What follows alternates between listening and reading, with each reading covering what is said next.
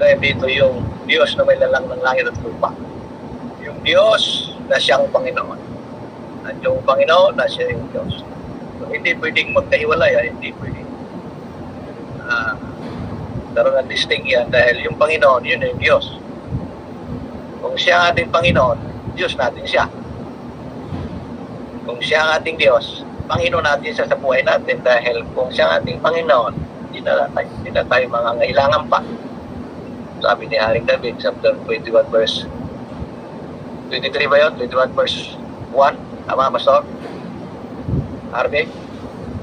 Kung ating Panginoon na siyang ating pastor, hindi na tayo mangangailangan. Sapagkat lahat ng ating kailangan ay ang Diyos ang mag-provide nito.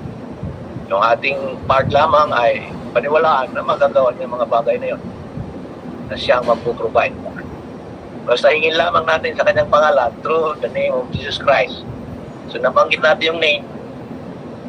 So ang Diyos na pinakikilala o ipakilala ng Son, Panginoon. Walang iba, pinanganak ni Maria ay nasa sinapupunan ng Ama.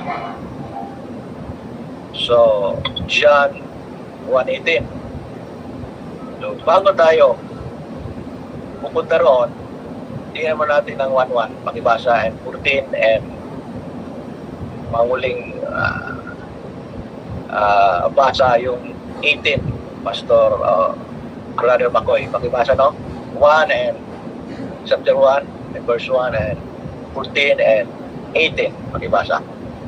John 1:14.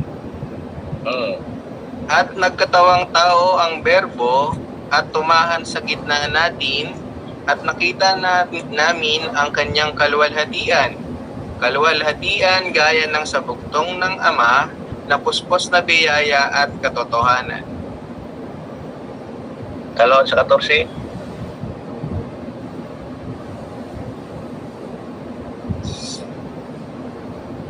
Tayo 14 na po yun, Pastor Walter. Sa 1 po na, sa 1. Sa 1 po. Verse 1, nang pasimula siya ang Berbo, at ang Berbo ay sumasa Diyos, at ang Berbo ay Diyos. So, nung pasimula siya ang Berbo. Amen. So, hindi makikilala ang Diyos kung wala siyang salita. Yung salita, yun na yung Berbo. To recognizing na mayroong God o mayroong Diyos na lumalang ng langit at lupa, kailangan marinig mo ang kanyang salita. So, ito naman si Moses, narinig niya, kahit di niya nakikita, sinulat niya ito. Bakit? Naudyugan siya sa Espiritu Santo eh. So, kaya sinulat niya pasimula.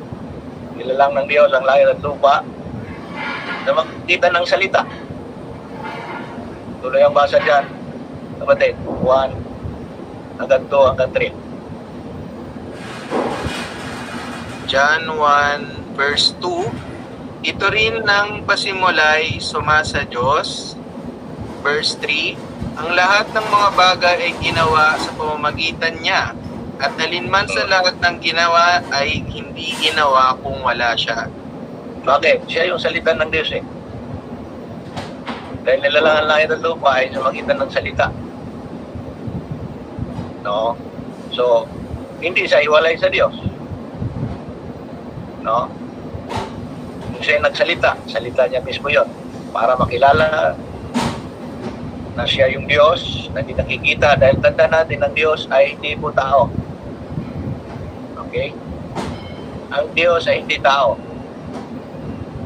At tayo naman mga tao, no, bilang isang tao, ay mayroon tayong 3 elements, body, soul, spirit. Pero the real us, hindi yung ating body as a human being. Yung ating katawan na ito ay galing sa labog ng lupa. The real us, walang iba, yung spirit na katulad ng Diyos, yung soul.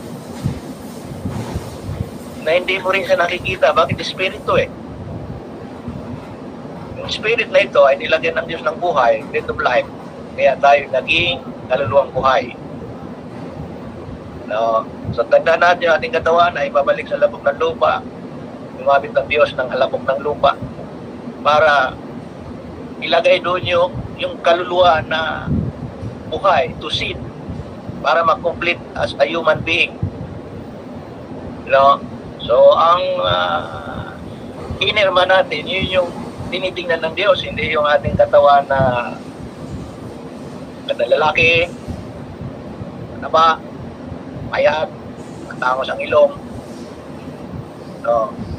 So, tanongin kayo, sino po nakakita sa ating Panginoon Kristo nung siya ay bumaba sa lupa? Kung naging tao siya dahil mula siya sa salita eh. Mula sa salita at naging tao. Patunay, bilang patunay nung siya ay naging tao, nananahan at tumaan sa gitna ng mga apostol. Ngunit ang kanyang glory, no, ay katulad ng bugtong nama. Pag sinabing bugtong nama, nag-isa lang ng isang ama ng natin yun. So yung glory na yun, hindi mula sa kanya, kundi sa ama na hindi nakikita. Hindi naman siya mag-glorify kung wala doon. No? Kung wala yung permissive will ng Panginoon para mag-glorify siya. Kaya nag-glorify siya dahil nandoon nakapangako o doon ay ilalagay yung pangalan. Doon sa pangalan, nandoon yung glorification, hindi yun sa tao na pinanganak ni Maria. Yung pag-usapan natin yung blood of God. No?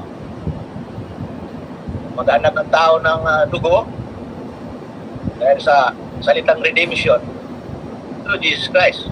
Lumagitan ng dugo ng ating Panginoong Kristo na siyang pinangalanan na Jesus. Pero yung katawan na yun, ay hindi Diyos yun. Kaya kung Diyos yun, ay bakit binuhay siya maguli ng Diyos at ginawang Panginoon. So yun, katawan na yun ay express image lang yun. Mamaya madaanan natin yan para maging malinaw ba. Tandaan natin, ang Diyos ay hindi tao. Tingnan natin sa Hosea chapter 11 verse 9, yan nagkakamali. At ihanda niyo yung Matthew chapter 16 verse 13 hanggang 19, ano? Okay. So, pakibasa po kung sino yung gustong magbasa. So, nandiyan ba kayo? Pwede ba pwede ba buksan na yung mic tapos Amen? Lang ba? Buksan yung mic nyo at sabihin nyo Amen po, Pastor. Amen, Evangelist Long. Itong evangelist na ito, kailangan makabisado niya yung major yung Godhead na ito yung pinaka-good, no? Ito nakasento yung ating mananampalataya.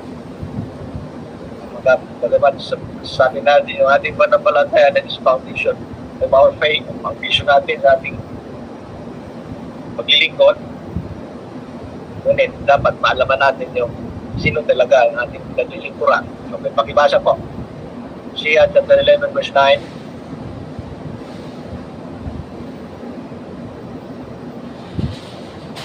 Okay, basa po. Norma ko, yung ating leader. Hosea chapter 11 verse 9. Tama, Pastor? Okay. Hindi Tama. ko isasagawa ang kabangisan ng aking galit, hindi ako babalik upang ipahamak ang Ephraim, sapagkat ako'y Diyos at hindi tao, ang banal sa gitna mo, at hindi ako paroroon na may galit. Okay, yun ang ating Diyos. Di ba? Si Jesus Christ na parito sa lupa, baba siya. Kundi, pakita yung pag-ibig. No? Kaya, sabi na John 3:16, pagkat kayo na lang ang pagsinta ng Diyos, bigay niya ang kanyang buktong na anak. Doon pa lang, mayroong nagbigay. So, balik tayo dun sa anak. So, binigay niya ang kanyang buktong na anak. Yung kanyang buktong na anak, nag-iisang anak lang yon. Yung pinanganak ni Maria. No? So, para makilala na siya ang Diyos, na hindi nakikita dahil hindi siya tao, gagawa siya ng tao ngayon. Imposible ba yun? Posible ba yun? O gumawa siya ng tao? Pastor Arbe at Brad McCoy, Gadiles Law, Pastor Gadget. Mga kapatid kong mga ladies, mga workers, posible ba? Hindi siya tao eh. Dahil kung siya ibababa na through spirit, hindi siya nakikita, alam mo na ang tao, pagdating sa usaping hindi mo nakikita, tapos mayroon nagsasalita, karipas na takbo mo, matatakot ka. So, hindi na love yun. Kasi hindi magkakaroon ng reconciliation at kapayapaan. Hindi magkaroon ng yung image niya, hindi niya ma-express. No? So, hindi tao ang Diyos. So, ibig sabihin, kung hindi tao ang Diyos, ano ang pagkakilala natin sa Kanya? So, sabi ng John 4:24, gusto ng Panginoon na sambahin natin siya sa Espiritu at katotohanan because God is Spirit. John 4:24. Pakibasa, no? Pakibasa. John 4:24. Sasabi, nang magkagayoy, sinabi ni Jesus sa kanyang mga alagad, kung ang sino mang tao ay ibig sumunod sa akin, ay tumanggi sa kanyang sarili at pasanin ang kanyang krus. Baba ko ay John chapter 4 verse 24. Simula mo sa 23. John 4:23. Datapwat dumarating ang oras at ngayon nga nasasambahin ng mga tunay na mananamba ang Ama sa Espiritu at sa katotohanan sapagkat hinahanap ng Ama ang mga gayon na maging mananamba sa Kanya. 24. Ang Diyos ay Espiritu at ang mga sa Kanya ay nagsisisamba ay kinakailangang magsisamba sa Espiritu at sa katotohanan. Kita maliwanag, di ba? So, hindi ako nagsasalita, pati yung Apostle John. So, yan ang hinahanap ng Diyos at dapat siya isambahin sa Espiritu at katotohanan. Kapag tayo sumamba, ayan natin ating katawan, no? Na minsan ito'y nanluluoy, di ba? Isa ito'y nagkakaroon ng kalungkutan. Yan natin dalhin sa harapan ng Panginoon na malakas yung ating espiritu na siya ay ating i-worship. Dahil pagka naramdaman natin ang presensya ng Panginoon, na-worship natin siya ng Spirit throne, so nababago ang aura ng katawan. Nagiging masaya ka na. No? So minsan yung ating katawan, namumumplima ito eh.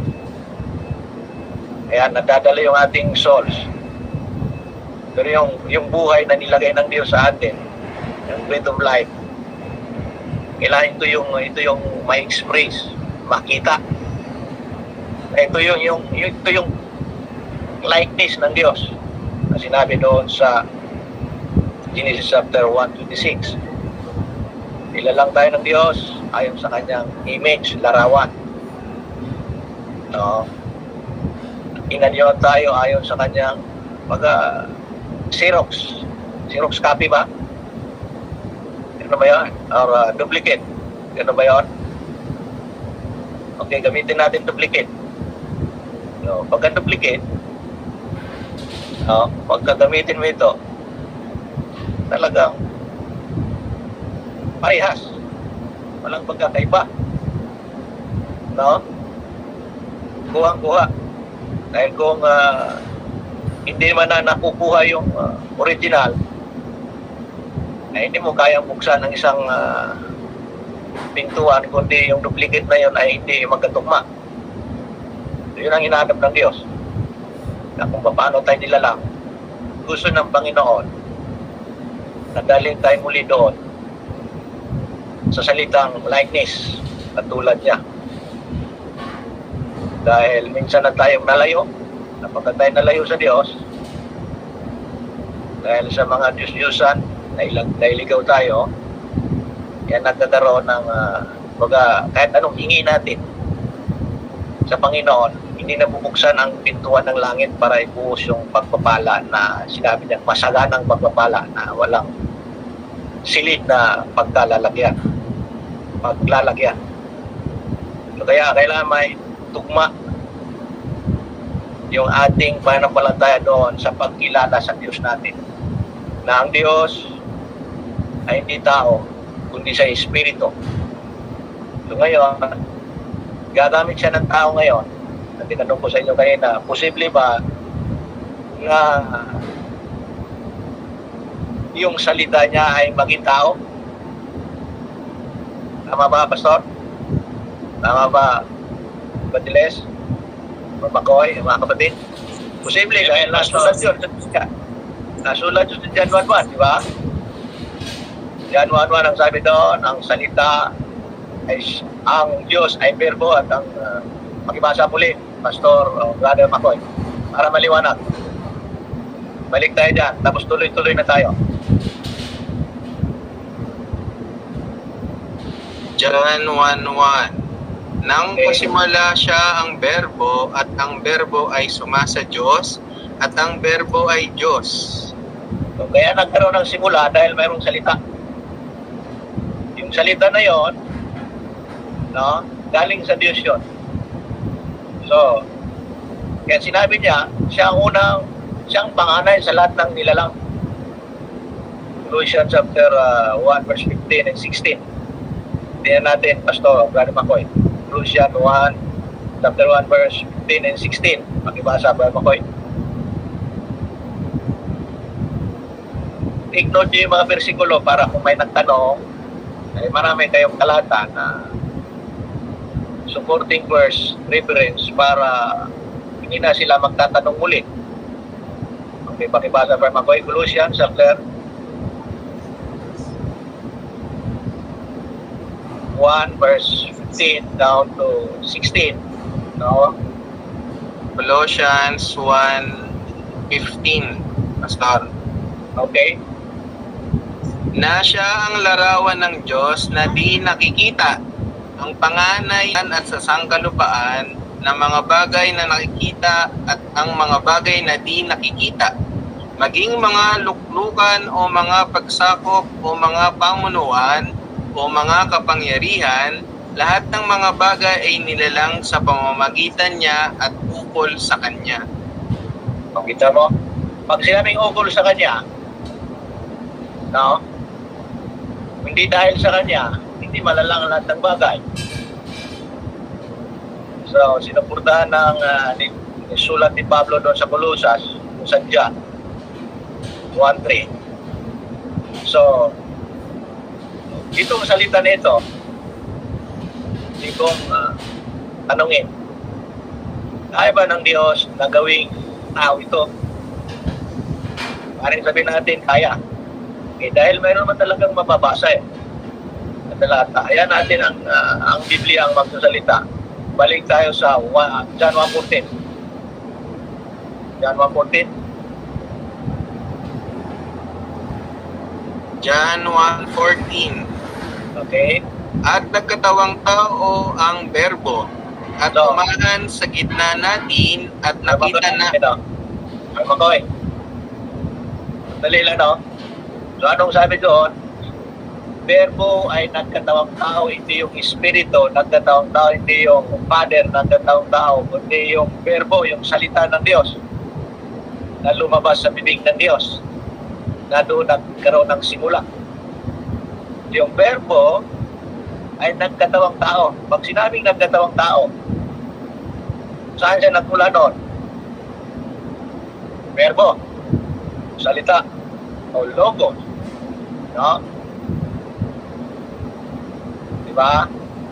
Okay. Tanong kayo, ano ba yung salitang logo? May mga thoughts kayo dyan. Ano logo? Ikaw may company ka, di ba? Pastor, pagkakakilanlan, physically. Pagkakilanlan. So, pag nakita yung logo, so sakop cover na lahat. So, anong mayroon dyan sa loob ng company na yon? Ibig sabihin, buong pagkatao. Kaya sabi doon na yun ay magiging tao at tatawagin naman siyang son. So ngayon, still, yung word na yan ay son. Tinawag kasi siyang son eh. Dahil nagkatawang tao eh. O saan niya yung son niya? Hanapin natin ngayon kung saan yung son. Sinong manganganak nito? Sinong gagamitin ng Diyos para ipanganak yung son? Yan ang totoo, nung una pa lang, no, yung word, yung verbo ay pinanganak na ng Diyos sa kanyang isip.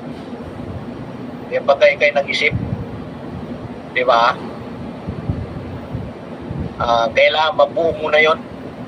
Kung ito ba ay talagang sa iyong mananaw, sa iyong pag-isip ay magandang salitang ito na nakapagbigay divide. Kung salitang ito ay kailangan pag maging tao o hindi lang sapat yung salita, kundi kailangan to prove na yung salitang ito ay gagawa siya. Dahil doon sa salita, kailangan mayroong buhay eh. So ang buhay ng salita, no, walang iba yung nagkataong tao para ipakita yung gawa ng Diyos. Diba? Ang tao hindi naniniwala pagka hindi pinakikita yung gawa, hindi sapat yung salita lang. Tama ba, Brad Makoy? Prove mo na yung sinabi mo.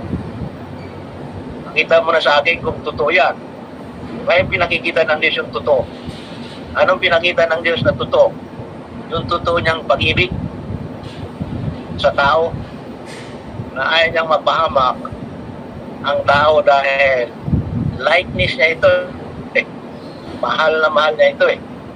Kaya ganun lamang binigay ng kanyang buktong na anak kung sino mang sumampalataya ay magkakaroon ng buhay at hindi mapapahamak. So yun ang dahilan bakit nagkatawang tao para mag-compose ng blood dahil yun na po ang pantubos para magkaroon ng blood dahil kung magkaroon yung okay, tingnan natin yung espiritu yung espiritu ba mayroong blood? Maring sabihin nyo, wala. So, kailangan magkatawang tao itong salita. Sabi nyo kanina, posible. Wala pala si Pastor Joe, no? Nandyan po, Pastor. Wala si Pastor. Nandyan si Pastor Joe. Opo. So, para hindi tayo malilito. So, itong son, tatanungin ko kayo, no? Kasi nga, tinanong ni Jesus Christ, yung master. Tinanong niya ang kanyang mahalaga. Ano ang pagkakilala niyo sa akin? Sino ako? Ngayon, tatanungin kayo ni Matthew o ni Jesus Christ. Si Matthew naman ang sumulat. No, sino ako ngayon? Ano ang pagkakilala niyo sa akin? Tingnan natin sa Matthew chapter 16 verse 13 down to 18, no? 19. Pakibasa Brad Makoy, pakibilis, no? Baka abutin tayo ng madaling araw dyan sa inyo. Okay lang sa akin, abutin tayo madaling araw dahil araw nito eh. Amen. Pero may naawa sa inyo dahil hindi kayo nakakatulog. Okay? Medalyan na natin magbasa para ano.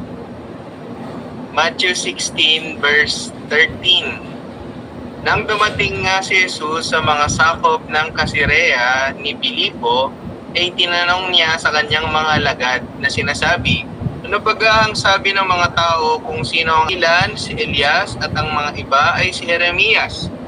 O isa sa mga propeta, 15, kanyang sinabi sa kanila, datapwat ano ang sabi ninyo kung sino ako? 16, at sumagot si Simon Pedro at sinabi, ikaw ang Kristo, ang anak ng Diyos na buhay. 17, at sumagot si Jesus at sa kanya'y sinabi, mapalad ka, Simon Bar-Jonas, sapagkat hindi pinahayag sa iyo ito ng laman at ng dugo, kundi ng aking Ama na nasa langit. 18, at sinabi ko naman sa iyo na ikaw ay Pedro, at sa ibabaw ng batong ito ay itatayo ko ang aking iglesia, at ang mga pintuan ng Hades ay hindi magsisip panahig laban sa kanya. 19, ibibigay ko sa iyo ang mga susi ng kaharian ng langit, at anumang iyong talian sa lupa ay tatalian sa langit, at anumang iyong kalagan sa lupa ay kakalagan sa langit. Ganyan lang versikulo, no? Tama. Amen, Pastor. Matthew 16. Kita, Brother Mac, mga pastors, and elders, and evangelists. Jeremiah, mga propeta. Ikaw ay propeta. Pero mayroong isang sumagot. Naniniwala na sinuko siya ng Diyos. Si Pedro ay naniniwala na through the Son, through the Christ, doon niya malalaman na doon niya matatagpuan yung truth. Dahil siya ang truth eh. Yung Kristo, Misaya, yung makita ang Diyos, tingnan mo yung nagpakilala sapagkat siya yung express image. Express image ng Diyos na di nakikita. Tingnan si Kristo. No? Yung Misaya. Dahil dito, makikilala ang Diyos na di nakikita sa magitan ng kanyang mga gawa. No? So, makikilala mo through the Son. Tingnan natin ang Hebrew chapter, ibasa, kung inyo natatandaan. Chapter 1, verse 1 down to 3. Makikibasa. Marami ng talata, baka nahihilo na kayo dyan. Hebrews 1 verse 1. Ang Diyos na nagsalita ng unang panahon sa ating mga magulang sa iba't ibang panahon at sa iba't ibang paraan sa pamamagitan ng mga propeta. 2. Okay. Tuloy. Verse 2, ay nagsalita sa atin sa mga huling araw na ito sa pamamagitan ng kanyang anak na siyang itinalaga na tagapagmana ng lahat ng mga bagay. Madali, Pastor Matoy. Okay. Nabanggit yung Son. Ang anak ng Diyos na buhay. Dito, baka tandaan nyo ito ay exegesis ng apologetic lamang natin yung pagka-Diyos. Dahil yung Son and Father nagkakaroon kasi ng distinction eh. Diba, Pastor Makoy?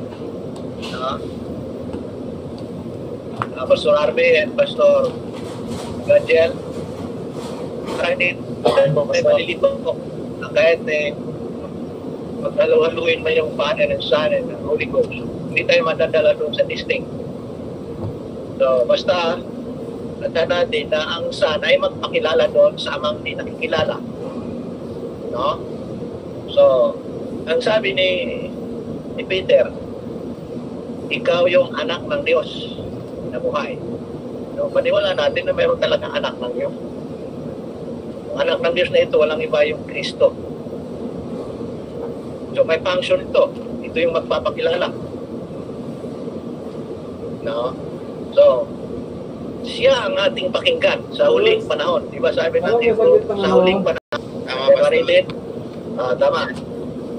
Walang taong nakakita kailanman sa Diyos. Ang bugtong na anak na nasa sinapupunan ng Ama, siya ang nagpakilala sa Kanya. Okay, doon sa Hebrews chapter 1 verse 2 and 3. No? Dahil gusto mo talagang makilala ang Ama, so mayroong magpapakilala. Tanawin kita, Brahma ko, sino yung magpapakilala? Sino magpapakilala? Yung inyong nalalaman. Sa hindi nakikilala. Si Yesu Cristo, Pastor. Okay, yung Son. Yung Son, di ba? Sabi ng Hebrews chapter 1 verse 2, muli nating basahin, Brother Makoy. Hebrews 1 verse 2, ay nagsalita sa atin sa mga huling araw na to sa pamamagitan na kanyang anak na siyang itinalaga na tagapagmana ng lahat ng mga bagay, na sa palibhasa ay nagmana ng lalong marilag na pangalan kaysa kanila. So, hanapin natin yung pangalan sapagkat sinabi ng Acts chapter 4 verse 12, walang pangalan na binigay sa silong ng langit sukat nating ikaligtas. Ay gusto nating maligtas, hanapin natin yung pangalan. So ano ang pinangangalan o ipapangalan sa bata? Tigil muna natin doon sa sa yung kay Peter. Kaya naging mapalad si Peter, balikan natin mamaya yan. So anong pangalan ngayon na pinangalan sa bata na magpapakilala? Yun yung tinatawag son na siyang express yung image ng Diyos na di nakikita. I-project o ipakita yung mga gawa ng Diyos through the Son. So anong pangalan niya ngayon? Tingnan natin yung hula ng Isaiah chapter 9 verse 6. Tingnan natin. Isaiah 9:6, hindi po tumutukoy sa bata yan, kundi ang mensahe dyan doon sa pangalan. Okay? Isaiah 9 verse 6, sapagkat sa atin ay pinanganak ang isang bata, sa atin ay binigay ang isang anak na lalaki, at ang pamamahala ay maaatang sa kanyang balikat, at ang kanyang pangalan ay tatawaging kamangha-mangha, tagapayo. Madali, Bert McCoy. Ang sabi diyan, ang pangalan ng bata ay tatawagin na kamangha-mangha. Hindi yung pinanganak. Yung pangalan ng bata na ipapangalan sa kanya ay tatawagin kamangha-mangha, tapos tuloy, tagapayo, makapangyarihang Diyos. yung pangalan ng bata na pinangalan sa kanya ay tagapayo, kamangha-mangha, ay makapangyarihang Diyos, hindi yung bata na pinanganak. Tama, mali? Tama, Bermax? In the room, pastor, mga pastor, mga kapatid, tama, di ba? Tama yung sinabi ng Isaiah. All you have to do is to believe lang kung ano yung nakasulat. Hindi natin pwedeng dagdagan, hindi natin pwedeng ilayo, i-distinct, at hindi natin pwedeng magkaroon tayo ng preconceived idea na ganito. Sa salita pa lang, doon tayo maniniwala dahil through faith, sa pagitan ng salita ay maniniwala tayo. Tama? So, ang kanyang pangalan ay tatawagin kamangha-mangha, tagapagpayo, at ang kanyang pangalan ay nabanggit siya, na-mention siya. Ang sabi niya, ang kanyang pangalan ay walang hanggang ama. Prince of Peace. Walang hanggang ama ang kanyang pangalan, hindi yung bata. Yung hula ni Isaiah siya eh. Tingnan natin doon sa Matthew chapter 1. Tingnan natin doon sa ito yung hula at pinahayag na rito at sa katuparan na yung hula. Tingnan natin. Brother McCoy. So Matthew chapter 1 verse 18. Matthew 1 verse 18. Ang pagkapanganak nga kay Jesucristo ay ganito. Nang si Maria na kanyang ina ay mag-aasawa kay Jose, bago sila magsama ay nagsumpungang siya ay nagdadalang tao sa pamamagitan ng Espiritu Santo. At So, bilang anak, pagiging anak, hindi talaga siya mula sa mag-asawang Jose at saka Mary. Kundi ang kanyang ama, sa panahon ng grace. Pag sinabing grace, kagandahang loob to eh. Pero after grace, doon niya papakita yung kanyang puot, yung galit. Sa hindi tumatalima, sa mga taong hindi naglilingkod, at sa mga taong naglilingkod sa mga Diyos-Diyosan. So mayroong bibigay ng Diyos. Praise God. Yung ating paghingi ay tugma doon sa gusto ng Diyos. Dahil pagka tugma doon sa gusto ng Diyos, yung ating hiningi, hindi tayo bibigyan ng Diyos. Sa ating tamang paghingi, nasisiyahan na tayo ron. Hindi na tayo hingi ng sobra. Diba? Sapat na yun. Dahil una, binigyan tayo ng spiritual blessings. Malakas tayo spiritually, malusog ating espiritu, laging nasa kapayapaan, dahil tayo ay pinag-arihan ng Prince of Peace. So, tuloy ang basa, kapatid, sa Matthew verse 20.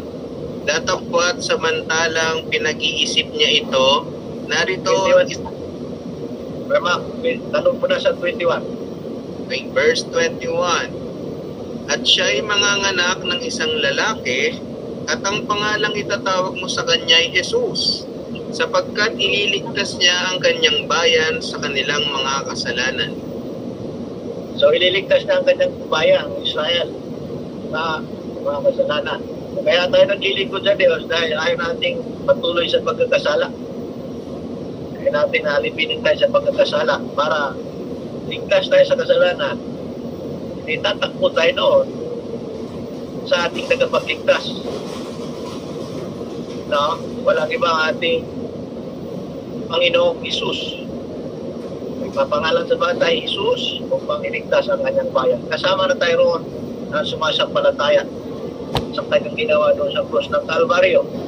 So ngayon, Jesus, maliwanag na ang ating tagapagligtas. Sinabi doon sa Acts 4:12, mayroon ng pangalan, Jesus. Tuloy pagbasa, kapatid. Verse 22. At nangyari nga ang lahat ng ito upang maganap ang salita ng Panginoon sa pamamagitan ng propeta na nagsasabi, narito ang dalaga ay magdadalang tao at manganganak ng isang lalaki. At ang pangalang itatawag nila sa kanya ay Emmanuel, na kung liliwanagin ay sumasa atin ang Diyos. Okay. So, nabanggit naman kung liliwanagin ay sumasa atin ang Diyos dahil sa salitang Emmanuel. Okay, pangalan na naman yung Emmanuel. So, ibig sabihin ng Emmanuel ay God with us. Konektado yan doon sa Matthew 28:19.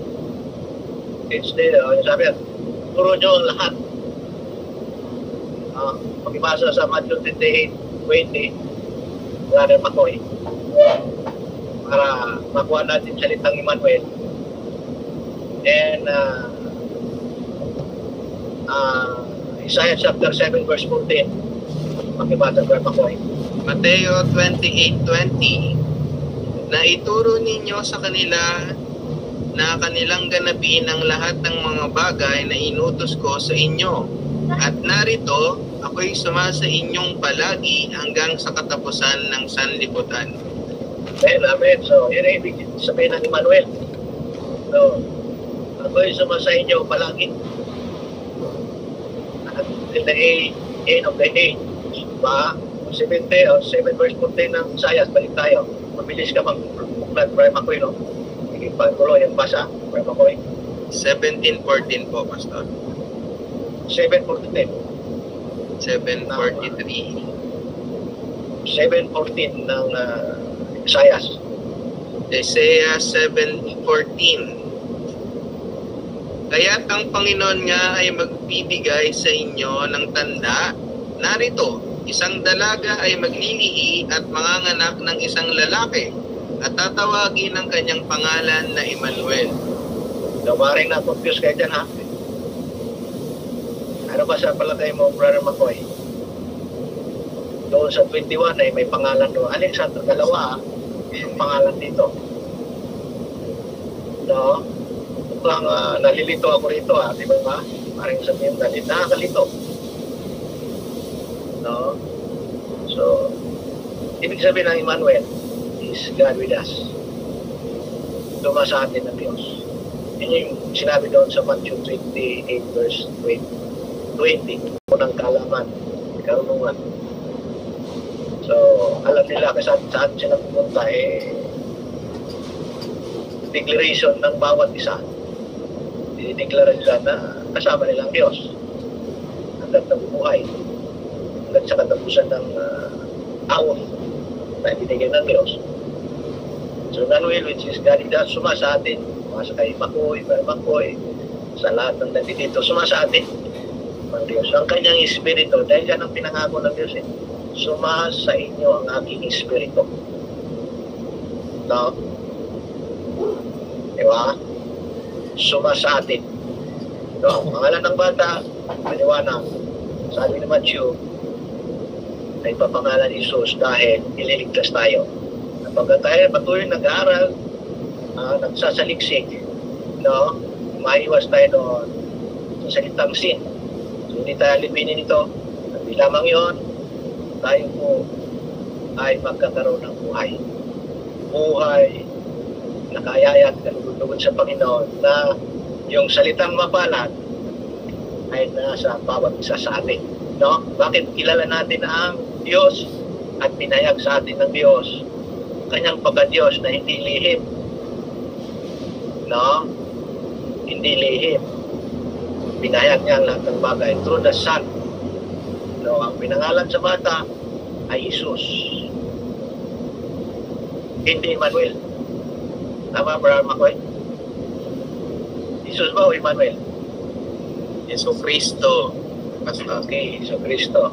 So dahil sa sinabi noon, Jesus Christ the same yesterday, today, and forever. Pakibasa nga, nung natatandaan mo, brother, pastor, natatandaan ni Pastor Arbe, at itong Pastor Arbe, yung pangalan na darating ang panahon ng kanyang pangalan ay maging isa. Tandaan mo ba Makoy? Sa Karya, chapter 14, verse 9, tingnan natin. Kasi maraming mga pangalan na lumabas from Old Testament hanggang New Testament. Eloah, El Shaddai, Elohim, di ba? Kayo sa akin na ako'y nasa Ama at ang Ama ay nasa akin. O kung di kaya'y magsisampalataya kayo sa akin dahil sa mga gawain. Katotohanan sinasabi ko sa inyo, ang sa akin ay sumasampalataya ay gagawin din naman niya ang mga gawang aking ginagawa at lalong dakilang mga gawa kaysa rito ang gagawin niya sapagkat ako'y paroroon sa Ama. Salamat, maraming Makoy. No, ang ganda ng talata, no? Nakikita pa lang Diyos na hindi nakikita, no? Pagka tayo sumampalataya. Through our faith, makikita natin ang Diyos na hindi nakikita. No? So, ang hiniling siya ni Jesus Christ, sumampalataya ka lang. Believe. Maniwala ka lang na ako'y nasa Ama. Dahil di siya nagsalita bilang anak. Dahil mismo ang gumagawa dyan ay yung Ama. At yung anak ang kumikilos na ipoproject na ilalabas yung gawa ng Ama through the Son na ilalarawan niya yung Diyos na hindi nakikita na makita ng anak. Kaya ginamit yung salitang sinugo siya. Yung oras mismo siya ay nagsalita. Kaya nga si Felipe ba yun? No? Tinanong siya na, hindi ka baga sumampalataya? Sabi ng 7, nakakita sa akin na nakakita na sama. Dahil doon nakikita yung larawan, yung express image ng Diyos na hindi nakikita sa Son. Kaya kung hanapin mo talaga yung Ama, Espiritu Santo, hindi mo makikita yun. Hindi mo mahipo yun. Pero, to project, para ipakita kung may larawan yung Diyos na hindi nakikita, tingnan natin yung anak na siyang magpapakilala sa Ama na hindi nakikita. So, sumampalataya lang tayo sa kanyang mga ginawa, na hindi naman niya ginawa yun, hindi ang Ama gumagawa sa kanya. No? Ngayon, sa atin naman, gumagawa ang Diyos sa atin. nakikita ng mga tao, hindi sa atin sumasampalataya, kundi doon sa gumagawa sa atin. Sino yung gumagawa sa atin? Yung ating Diyos na mabuti. Kailanman ang tayo hindi makagawa ng mabuti kung wala siyang Diyos. Hindi siya makapagnanasa ng mabuti.